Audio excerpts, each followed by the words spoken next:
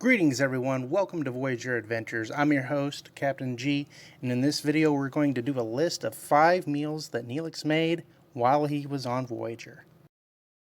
The recipes for all 5 of these meals can be found in the Star Trek cookbook written by Neelix himself, Ethan Phillips. If you do not have this book, I'll leave a link in the description below so you have an option to purchase it online. It's not a terribly expensive book by any means, but if you're looking for a cheaper option, I also would recommend checking a local used bookstore. Of the hundreds of recipes that appeared in the cookbook, I decided to narrow it down to 5 meals that stood out to me the most and also appeared on the show the most frequently. Unfortunately, Leola root stew is nowhere to be found in this cookbook, despite its consistent references throughout the series.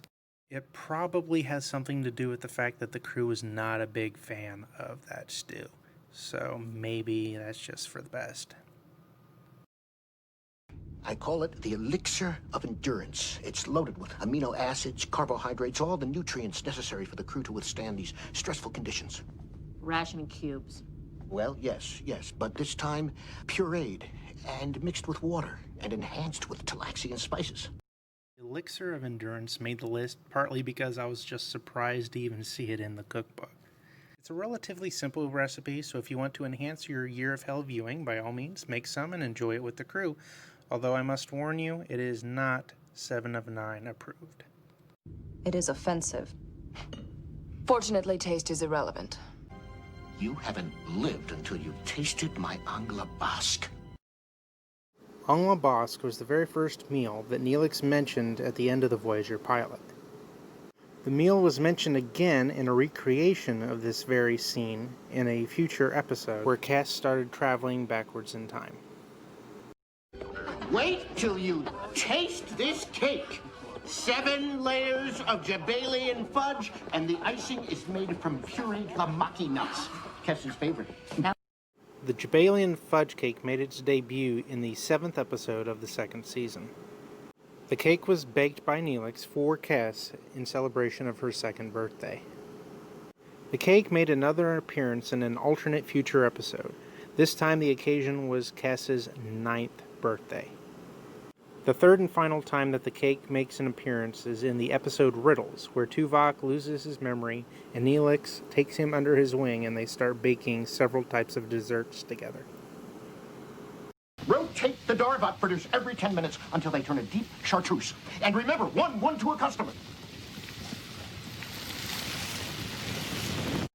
Darvok fritters became the first known thing that Neelix cooked on board Voyager.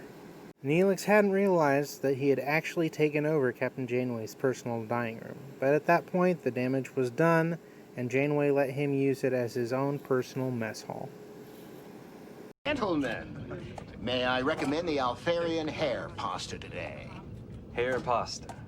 That is just an expression, isn't it? Not at all. No, it's actually made from the follicles of the mature Alfarian.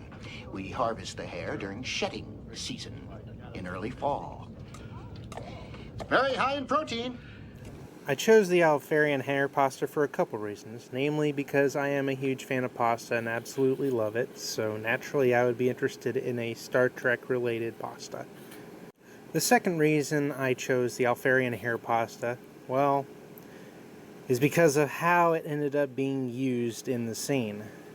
It wasn't eaten so much as it was worn, and I found that to be very entertaining. The cookbook actually references this little fight between Tom and Neelix, and also mentions that Tom was never able to get that stain out of his uniform. I hope everyone enjoyed the video. Thanks for watching, and until next time, live long, eat well, and prosper.